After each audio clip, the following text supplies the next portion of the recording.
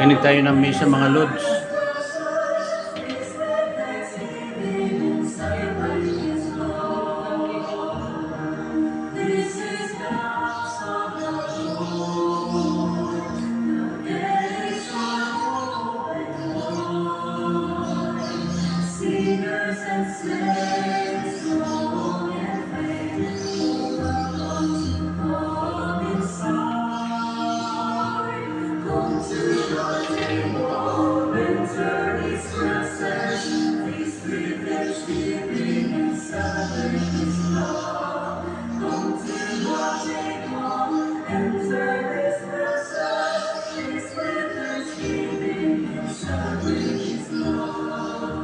Sa ngala ng Ama, ng Anak at ng Espiritu Santo.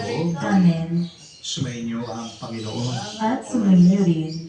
Mga kapatid, tayo muli ay nagbabalik, nagpupulit, nagpapasalamat sa Diyos sa pamamagitan ng banal na misa. Tayo ay nasa pang-7 linggo na ng pangkaraniwan na panahon.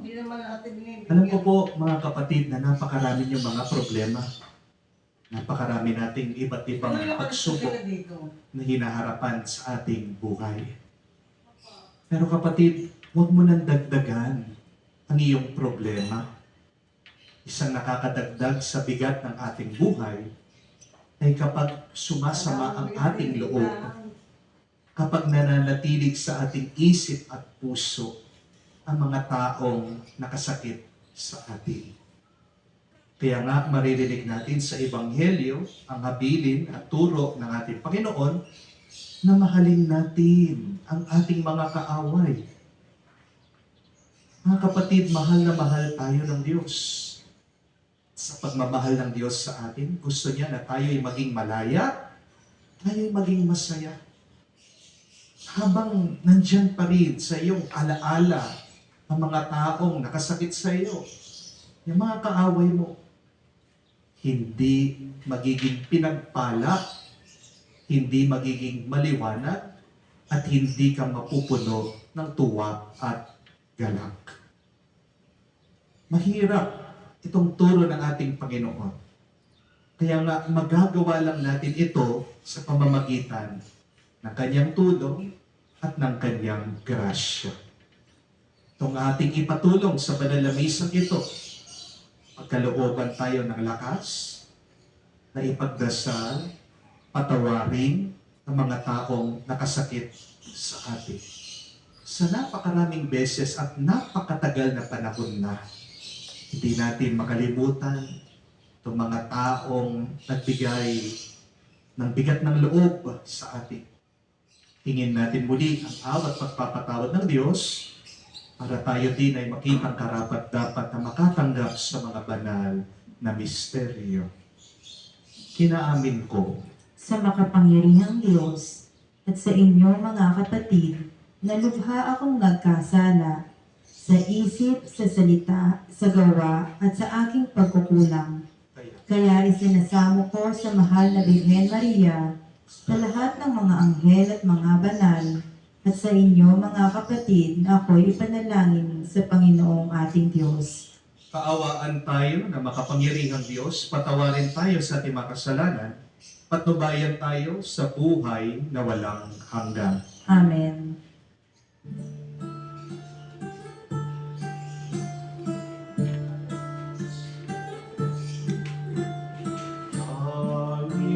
Panginoon, maawa ka.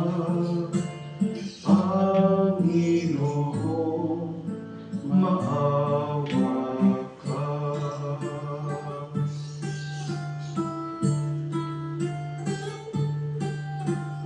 Kristo,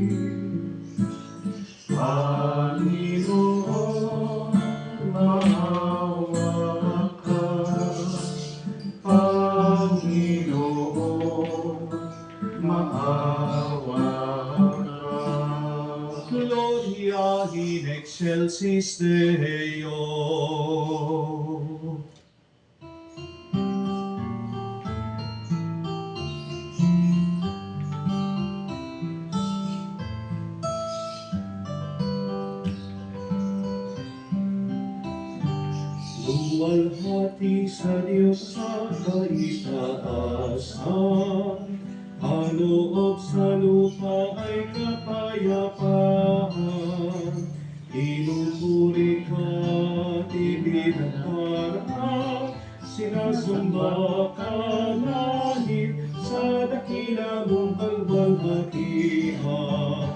Panginoon naming Diyos, Hari ng langit, Amang magpapangyarihan, Panginoong Jesucristo, upang anak ng Diyos, Kordero ng Ama. Ikaw na nag-aalis ng mga kasalanan ng sanlibutan. Tanggapin mo ang aming kahilingan, ikaw na naluluklok sa kanan ng Ama. Maawa ka sa amin, ikaw lamang banal, Panginoong Jesucristo, kasama ng Espiritu, sa luwalhati ng Ama. Amen. Amen, amen, amen.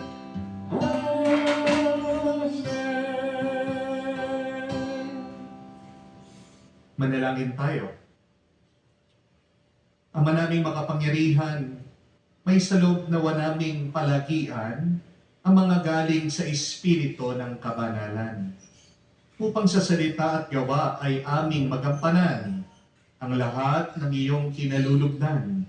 Sa pamagitan ni Jesucristo kasama ng Espiritu Santo, magpa sa walang hanggan. Amen.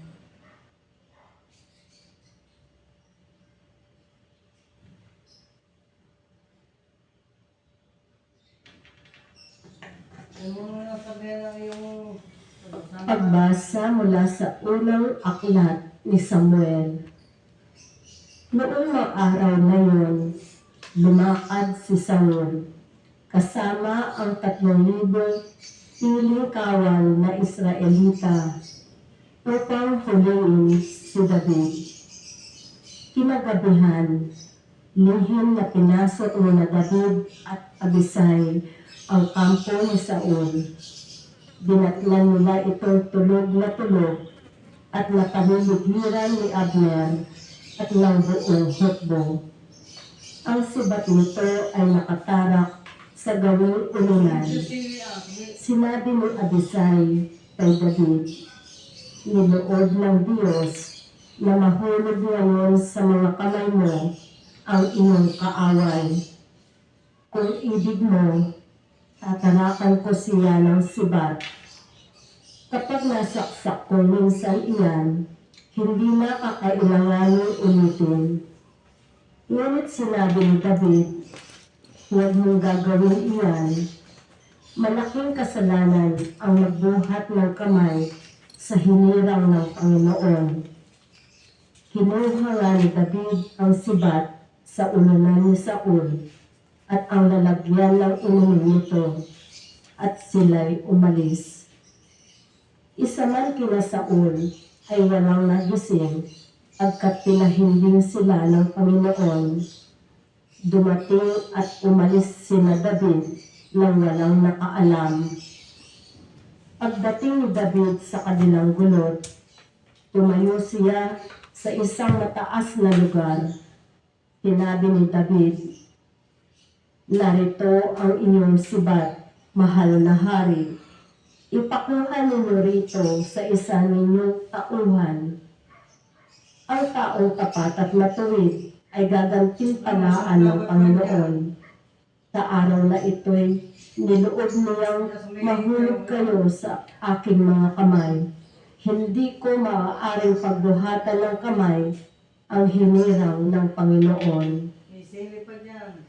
Ang salita ng Diyos. Salamat sa Diyos. Ang ating mahabaging Diyos ay nagmamagandang loob. Ang ating mahabaging Diyos ay nagmamagandang loob. Panginoon, papurihan, purihin mo kaluluwa ang pangalan niya purihin mo sa tuna. Ikaw, aking kaluluwa, ang Diyos ay papurihan, at huwag mong lilimutin yaong kanyang kabutihan. Ang ating mahabaging Diyos ay nagmamagandang loob. Ang lahat kong kasalanan, siya ang nagpapatawad. Ang anumang aking sakit, ginagamot niyang lahat. Sa bingit ng kamatayan, ako ay iniligtas at ipinagpapala ako sa pag-ibig niya't habag. Ang ating mahabaging Diyos ay nagmamagandang loob. Kay ganda ng kalooban, mahabagin itong Diyos. Kung magalit ay banayad, kung umibig na may lubos, kung siya ay magparusa, di katumbas ng pagsuway, di na tayo sinisingil sa nagawang kasalanan. Ang ating mahabaging Diyos ay nagmamagandang loob. Ang silangan at kanluran, kung gaano ang distansya, ganyan-ganyan ang pagtingin sa sinumang nagkasala, kung paano nahahabag ang ama sa anak niya, ganyan siya nahahabag sa may takot sa kanya. Ang ating mahabaging Diyos ay nagmamagandang loob.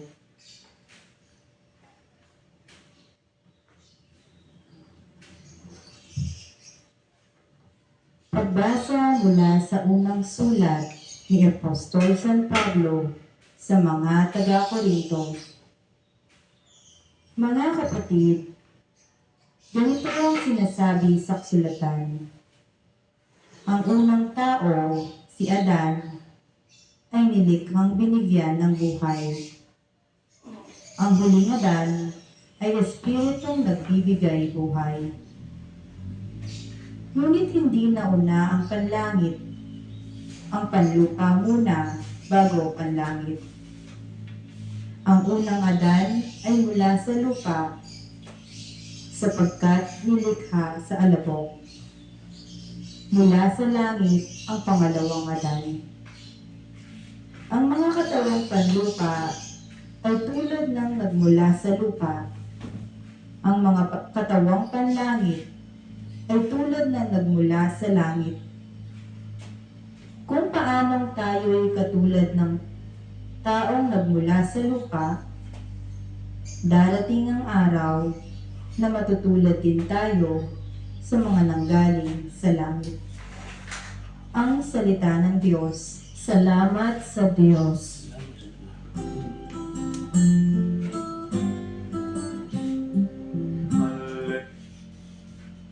Tawang panlangit ay tulad na nagmula sa langit.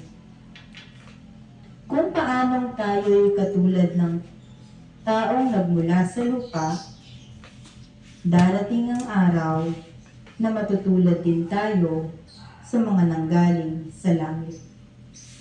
Ang salita ng Diyos. Salamat sa Diyos.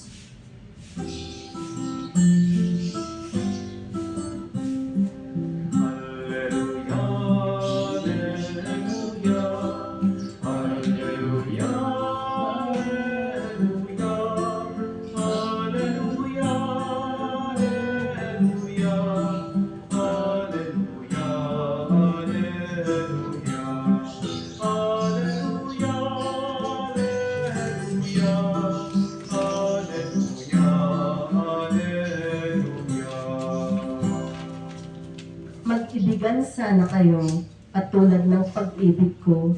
Alleluia, Alleluia.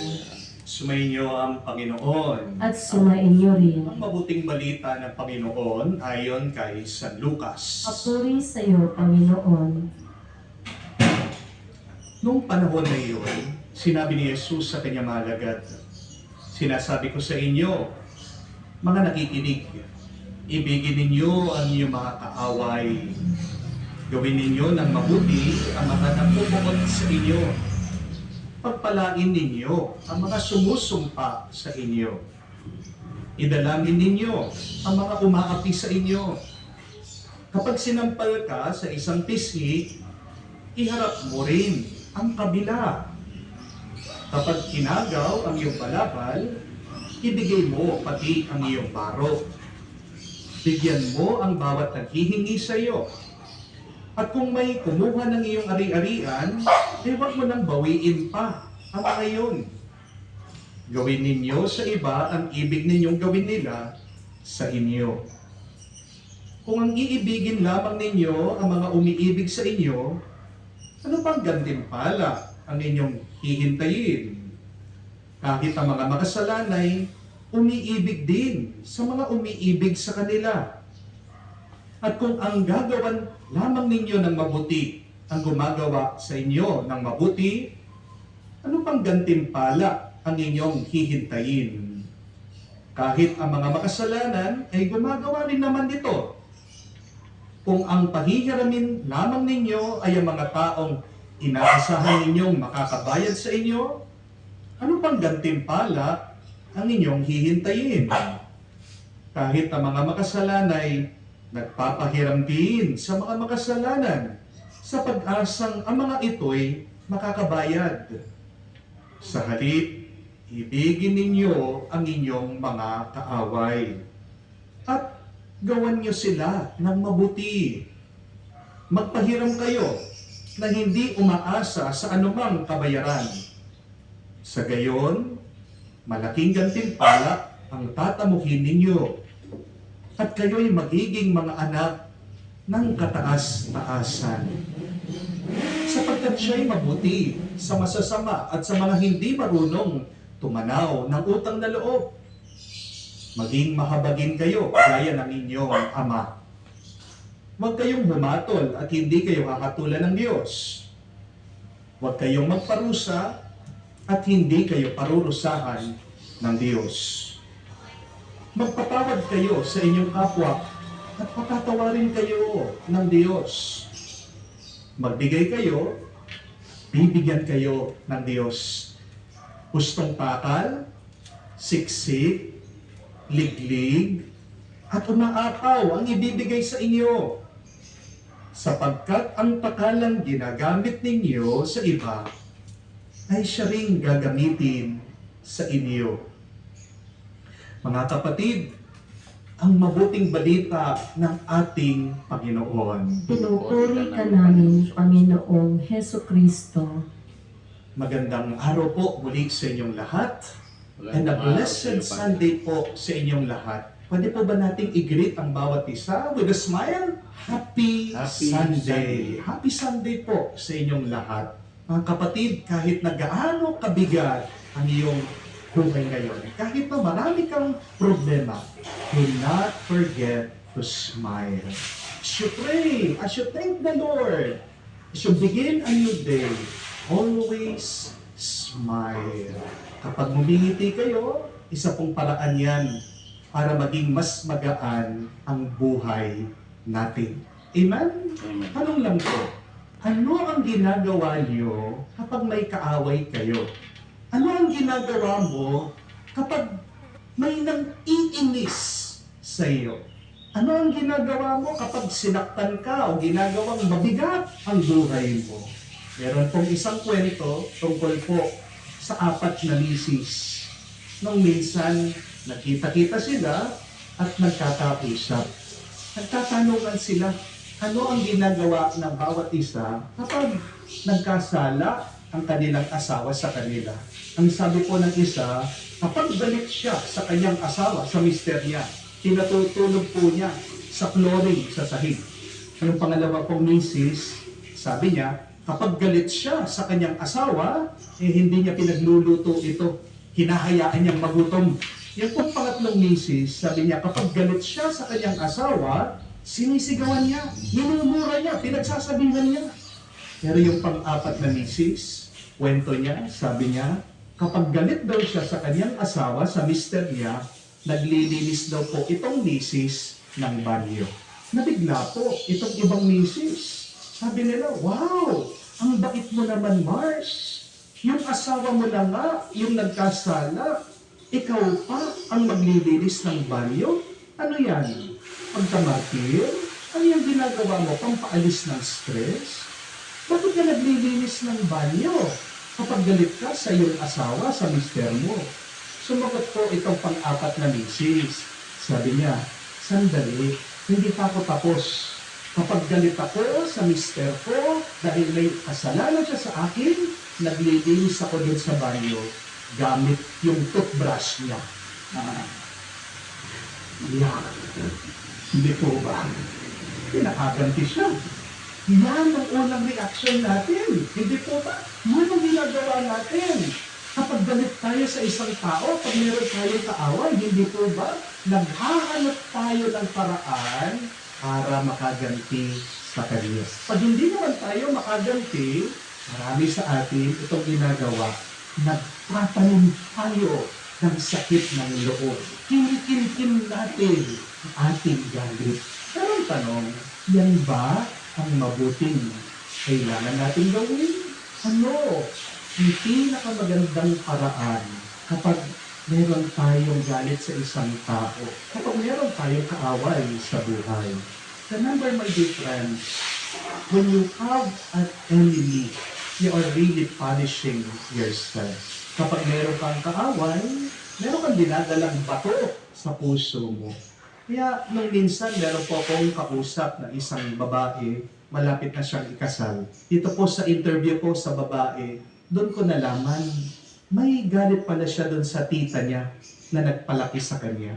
Isipin niyo po, 20 years na niyang dala-dala yung kanyang galit, yung kanyang inis. Nag-umpisa pa nung bata siya. Kasi, nung minsan daw, pinagalitan siya nitong tita niya.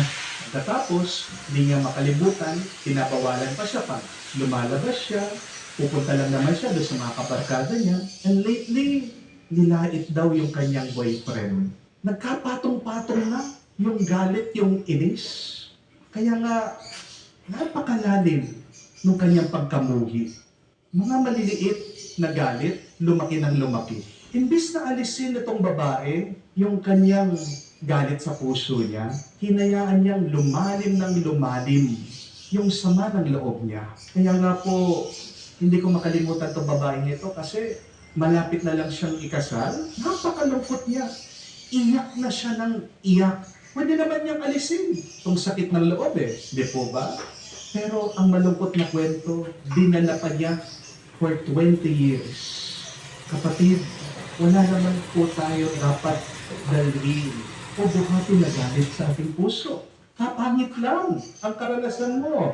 Di po ba? Habang meron kang kaaway, habang may galit ka sa puso mo, tandaan niyo po ito, noong pinanganak tayo, wala tayong kaaway. Amen? At pwede ka rin umalis sa buhay na ito, kapatid, na wala ka ding kaaway. When you were born, you do not have any enemy, and when you leave this world, you can live without any enemy. Pero para mawala yung kaaway mo, kailangan sundin natin yung turo ng ating Panginoong Jesucristo. Napakasimple lang na kanyang habilin sa atin.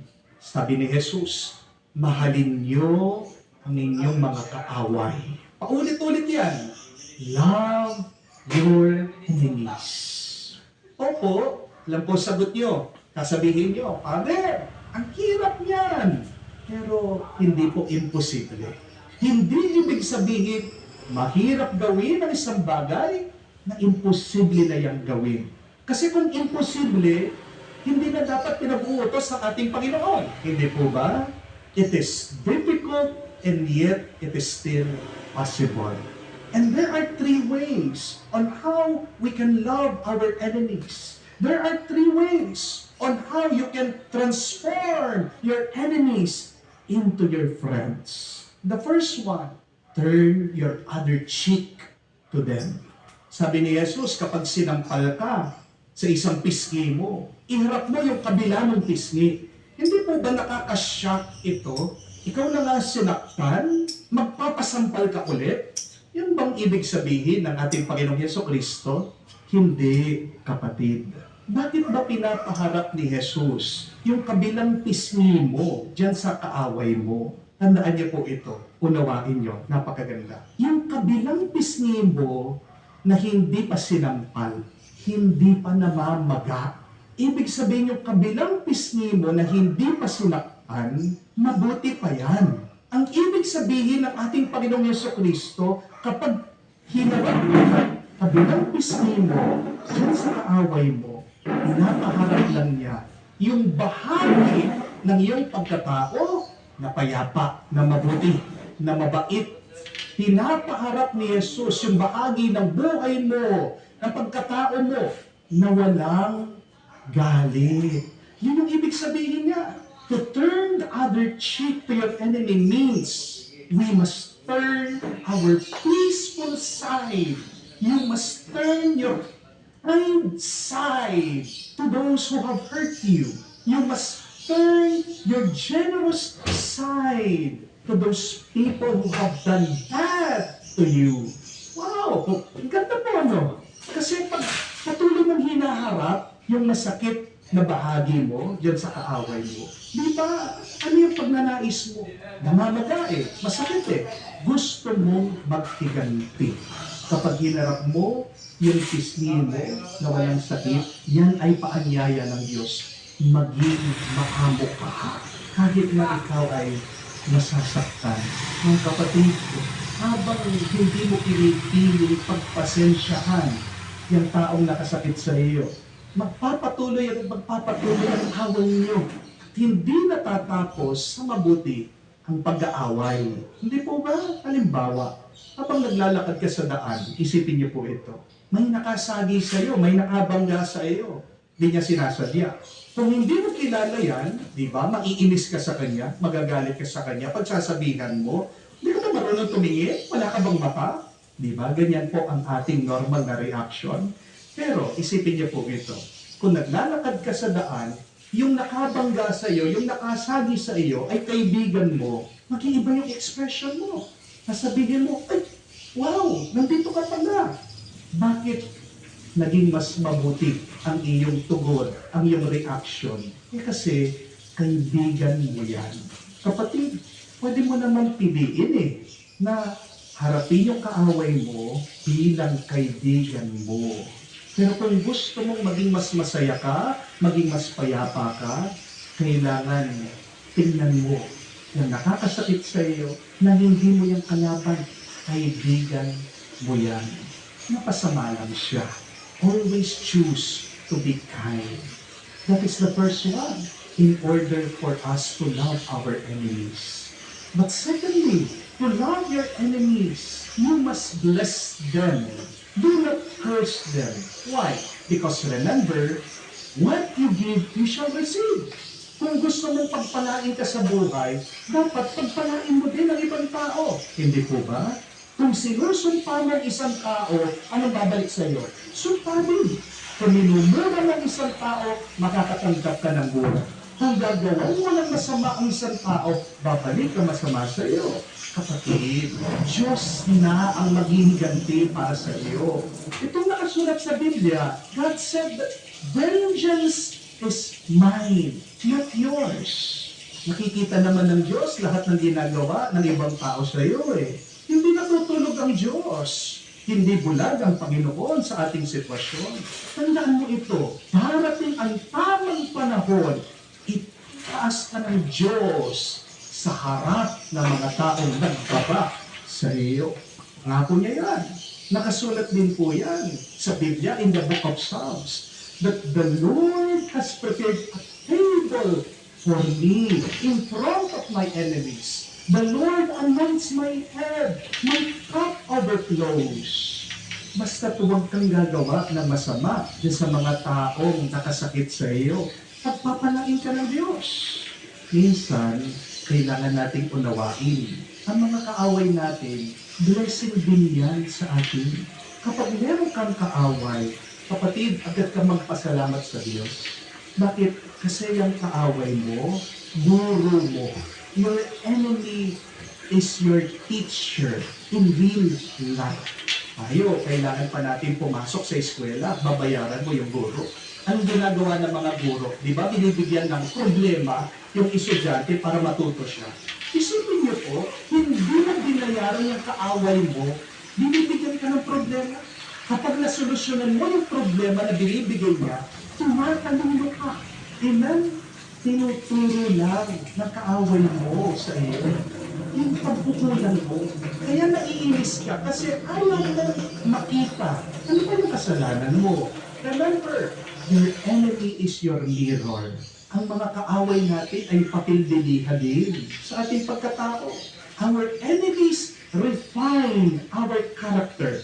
Our enemies purify us inside. Di ba? Kapag umupo ka sa upuan, o kaya naman sa lamesa, kapag magaspang yan, masasaktan ka. Kapag hindi pino ang iyong pagkatao, ganyan din. Masasaktan ka at makakasakit ka sa iba. Mga kapatid, magpasalamat ka sa mga kaaway mo. Dahil tinutuwid lang nila ang baluktot mong pagkatao. Maganda pong pagnilayan yan. Ano ba ang tinuturo ng ating kaaway sa akin? Ano ba yung mga bagay na dapat kong punuin sa ating sarili? Ano ba yung mga bagay na kailangan kong ituwid sa ating pag-iisip? The third and last, in order to love our enemies, we must forgive our enemies.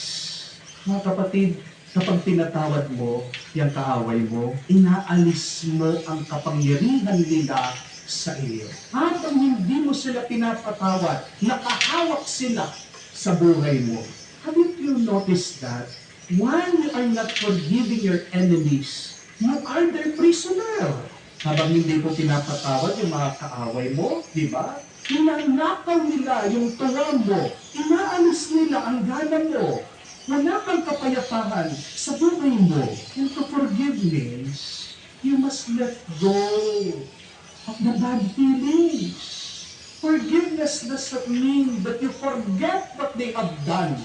Huwag na kakalimutan yung ginawa nila. Wisdom yan eh. Katalinuhan yan. Pero kapag nagpapatawad ka, ibig sabihin, binibitawan mo na, inaalis mo na yung sama ng loob mo. Habang may galit ka, kapatid, dumiyan sa loob mo. Yung galit mo, sinisira na yung mabuting isip mo, yung magandang puso mo. Masyadong mahalaga ang isip at puso mo para lagyan mo lang ng galit. Amen? Kaya nga, yung pagpapatawad, kailangan paulit-ulit.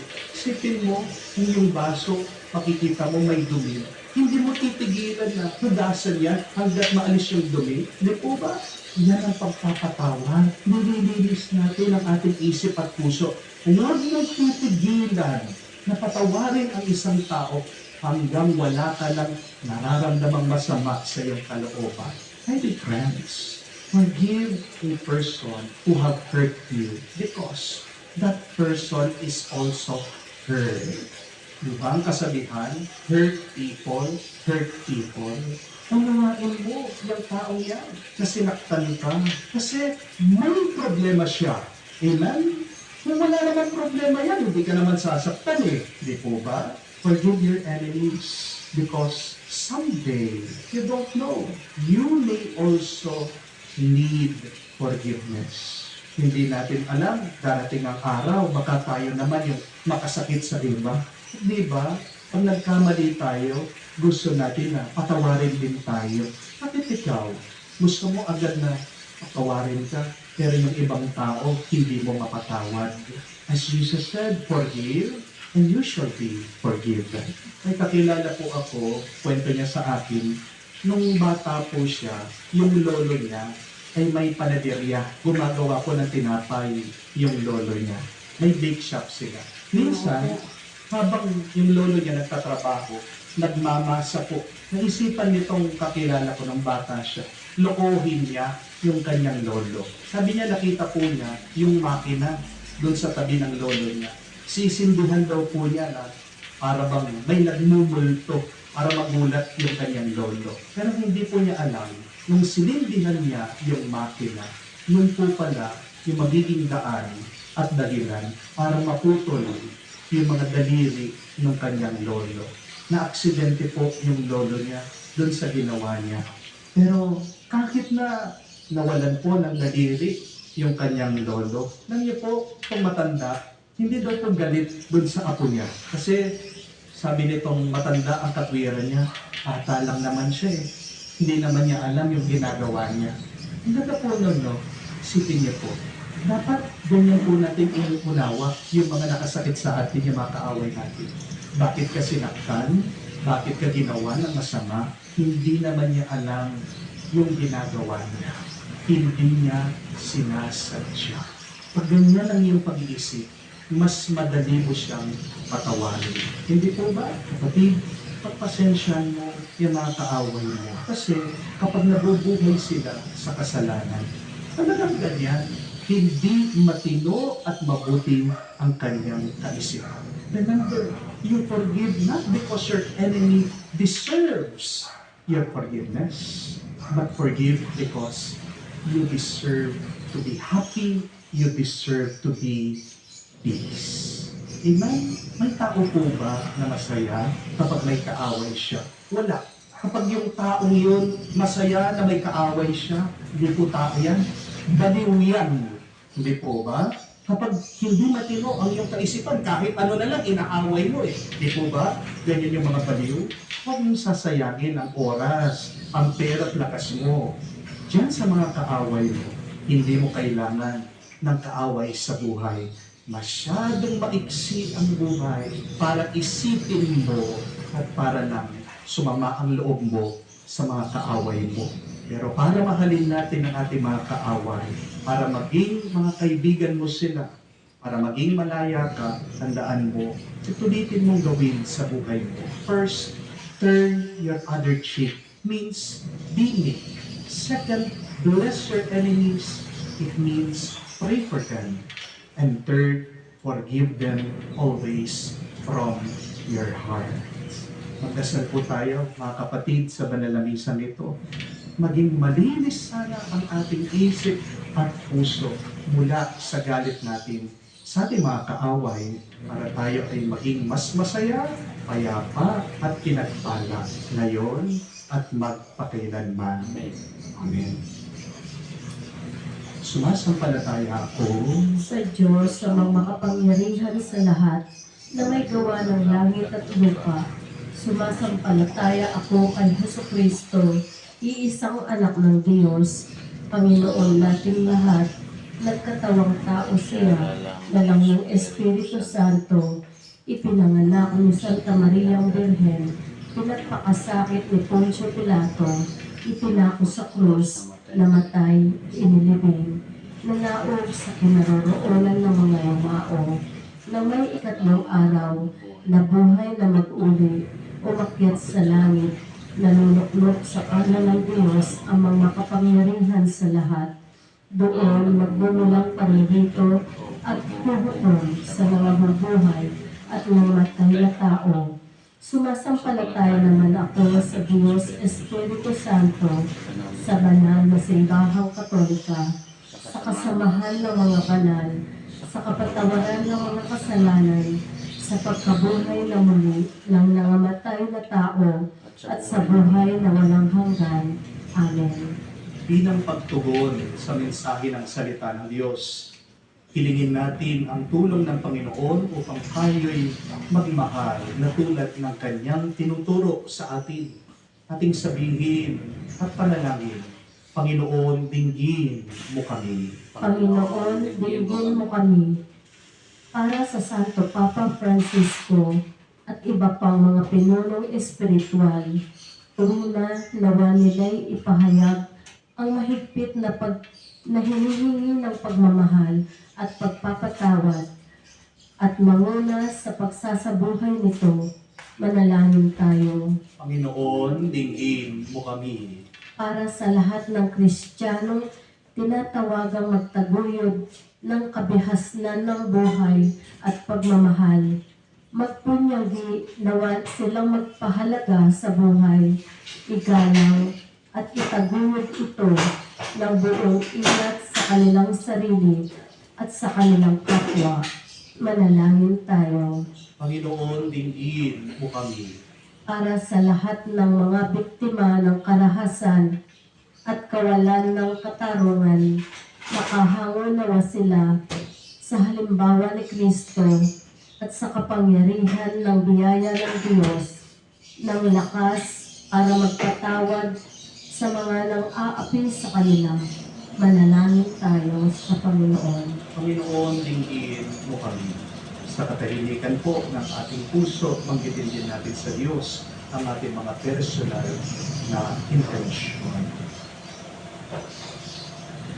Panginoon, ang habag at pagpapatawad, tibayan nawa ng iyong pagpapala ang aming puso upang mapatunayan namin sa aming pang-araw-araw na buhay ang pagmamahal na pinapahayag namin sa Eukaristiyang ito. Sinasamo namin ito sa pamamagitan ni Kristo, iyong anak na nagmamahal at naghahari ng walang hanggan. Amen.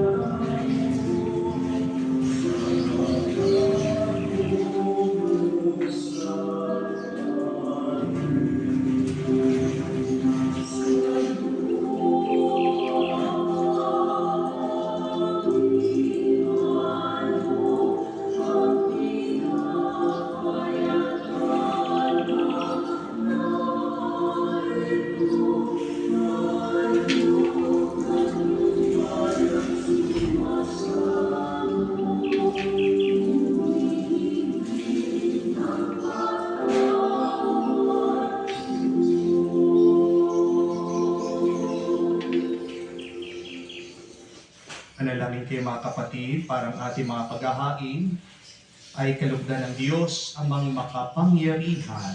Tanggapin nawa ng Panginoon itong paghahain sa iyong mga kamay sa kapurihan niya at karangalan sa ating kapakinabangan sa buong sambayanan niyang banal. Ama naming lumikha sa pagganap namin ng banal na pagdiriwang upang ikaw ngayon ay aming paglingkuran.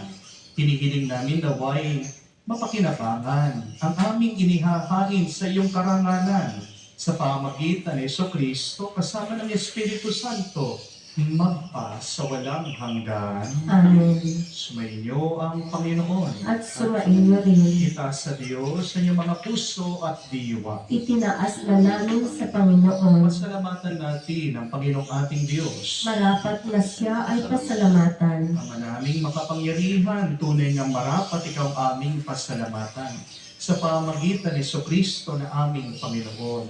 Siya ay naging kapwa naming maasahan upang may mangunang umako sa pananagutan. Dahil hangad mong magbago ang kinamias ng pagkakanya-kanya ng sangkatauhan. Bunga ng pagtitiis, siya ay nalaig at ang kamatayan ay kanyang nalupig. Kaya't siya ay aming daan para aming masapit ang iyong tapat at maasahang pag-ibig. Kaya kaisa na mga anghel nagsisiawit pagpapuri sa iyo nang walang humpay sa kalangitan, kami nagbubunyi sa iyo kadakilaan.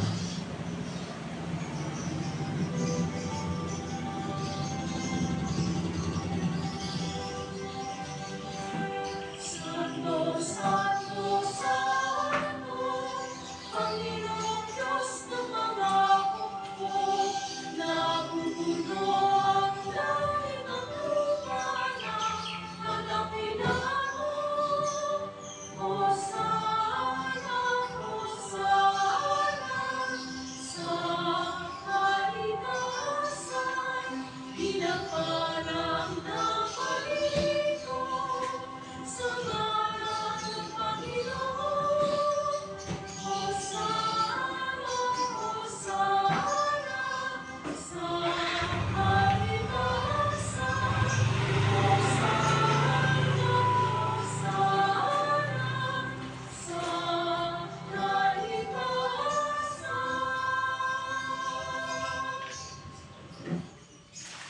Ama naming banal, ikaw ang bukal ng tanang kabanalan.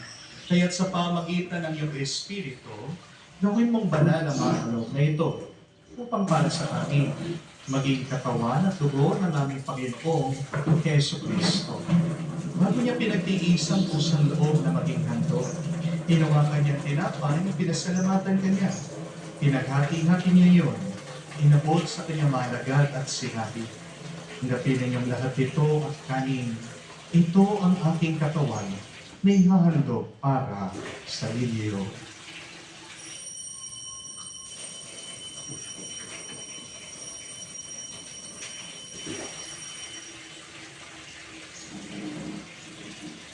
Gayon din naman na matapos ang hapunan, hinawakan niyang kalis, muli kanyang pinasalamatan.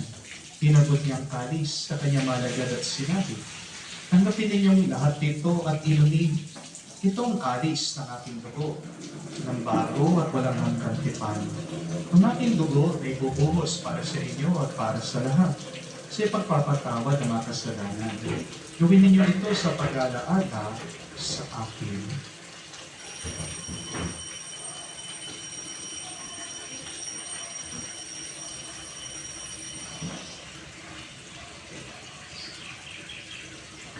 Ang misteryo ng pananampalataya.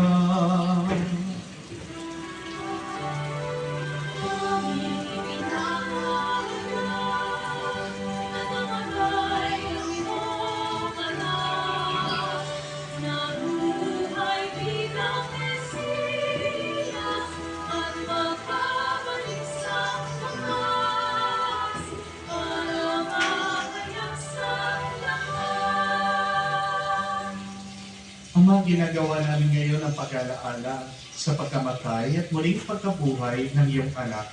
Kaya tinialay namin sa iyong tinapay na nagbibigay buhay at ang kalis na nagkakaloob ng kaligtasan.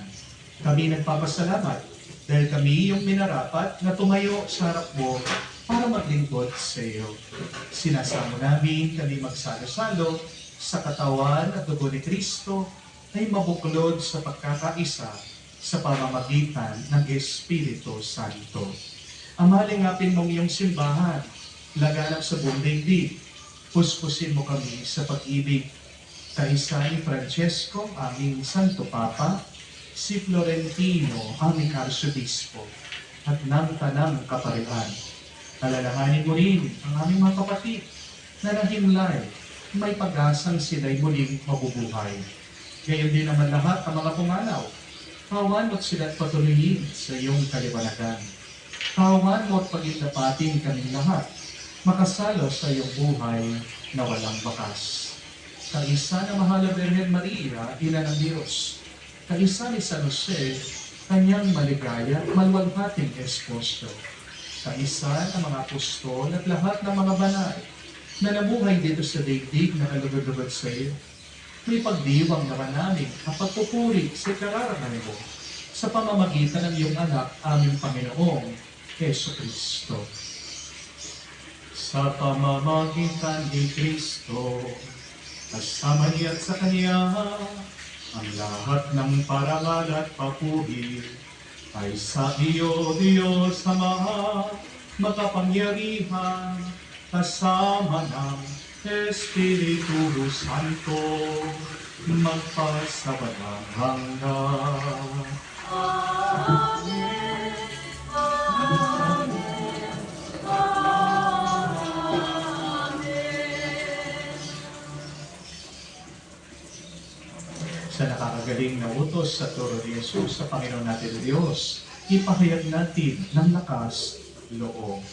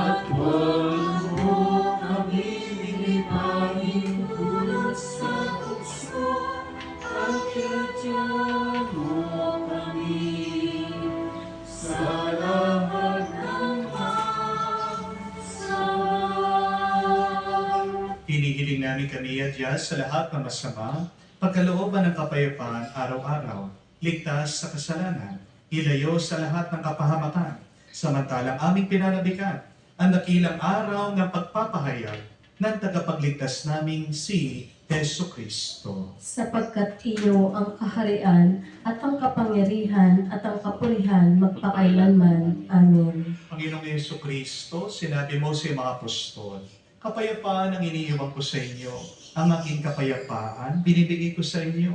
Tunghayan mo ang aming pananampalataya at huwag ang aming pagkakasala.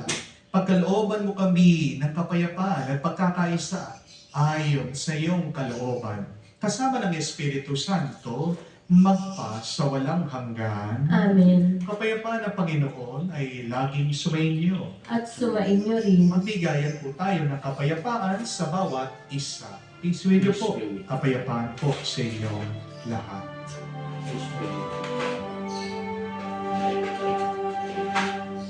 Kordero ng Diyos na nag-aalis ng mga kasalanan ng sanlibutan, maawa ka sa amin.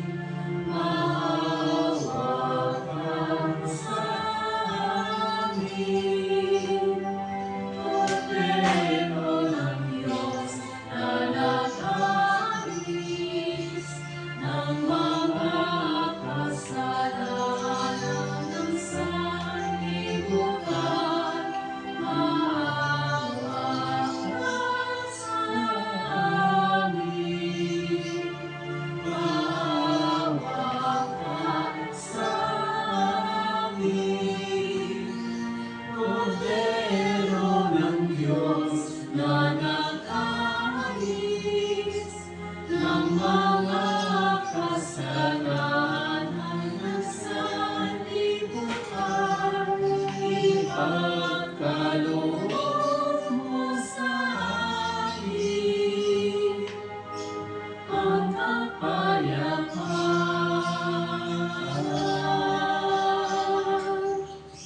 Mga kapatid, naririto ang ating Panginoong Yeso Kristo, ang Kordero ng Diyos.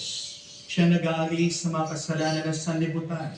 Mapalad tayong lumalapit sa piging ng Kordero. Panginoon, hindi ko dapat na magpatuloy sa iyo. Ngunit sa isang salita lamang ay gagaling na ako.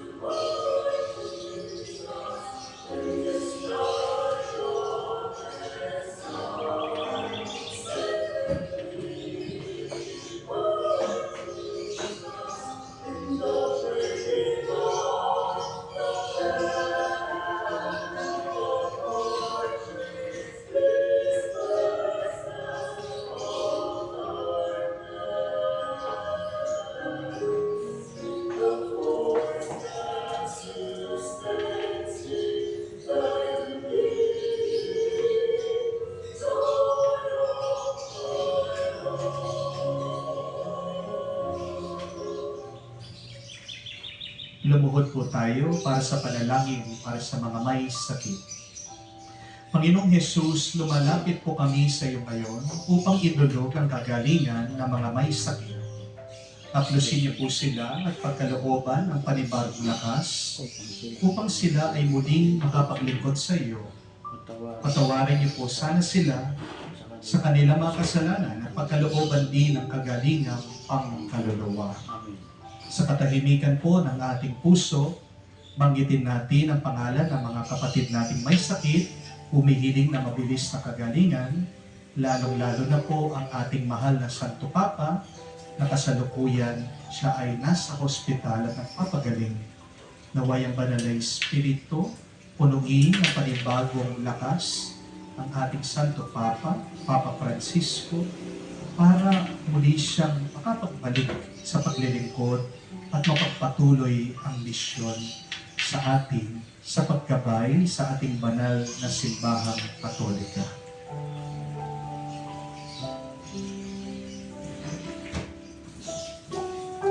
Hinihiling namin to sa ngalan ni Kristo, aming Panginoon. Amen.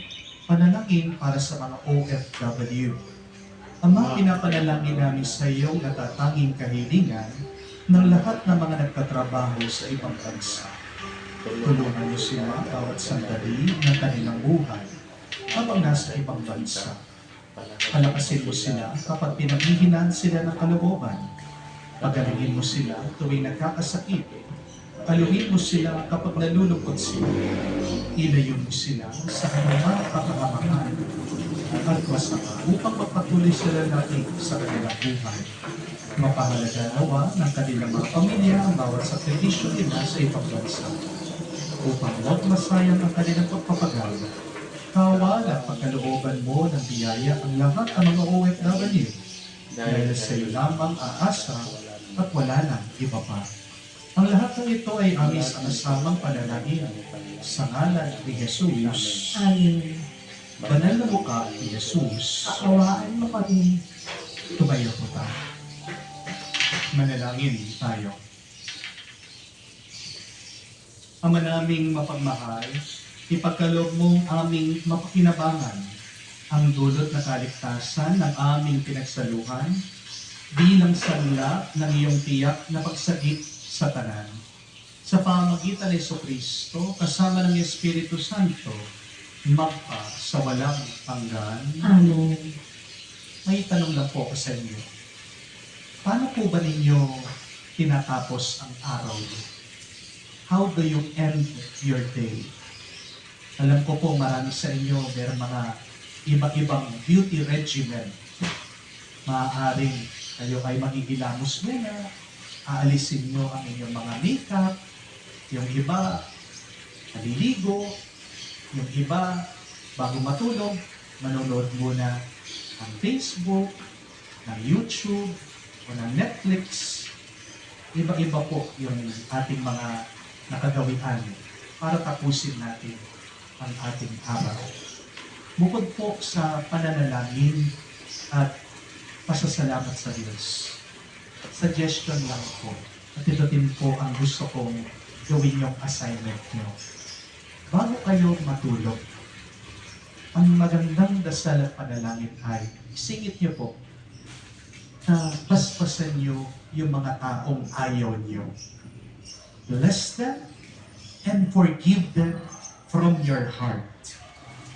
Diba? Kung bago ka matulog, yung mga bata, pinapahugas nyo muna yung mga kamay nila, yung mga paa nila. Huwag kang hihiga sa kama, madumi yung iyong paa. Bakit tayo nakukuha natin na maghiga sa kama, matulog, na may dumi yung ating isip at puso? Cleanse your mind and your heart from hatred. You do not need that hatred. You do not need that anger in your heart. Why? Because your mind is so precious. Your heart is so beautiful. Your soul is a grace, a gift from God. Dinudumihan mo, sinasayang mo yung pagpapala na binigay ng Diyos sa iyo. Pag ikaw ay nagagalit, pag ikaw ay may pagkamuhi. Kaya magandang beauty regimen po yan. Magandang paraan para tapusin natin ang ating araw. Mga kapatid, naway galiin niyo po, maging dasal at dalangin niyo. Napatawarin, hindi niyo makakaawan, alisin niyo na yung sama ng loob, hindi niyo kailangan niya. At bless your enemies. Basbasan niyo po sa pamamagitan ng iyong panalangin yung mga tao nakasakit sa inyo. Dahil pag binabasbasan mo ang ibang tao, yung pagbabasbas na yan, yung pagpapala na yan, yung grasya na yan, babalik at babalik sa iyo. Anong sabi ni Jesus sa Ebanghelyo? Pag bumalik, hindi lang sakto. Siksik, liglig, at umahabang. Sumainyo ang Panginoon. At sumainyo rin. At kayo'y basbasan ng Diyos, makapangyarihan sa lahat, sa ngalan ng Ama, ng Anak, ng Espiritu Santo. Amen. Ang ating misa ay natapos na, pumayo kayo sa kapayapaan ni Kristo. Salamat sa Diyos.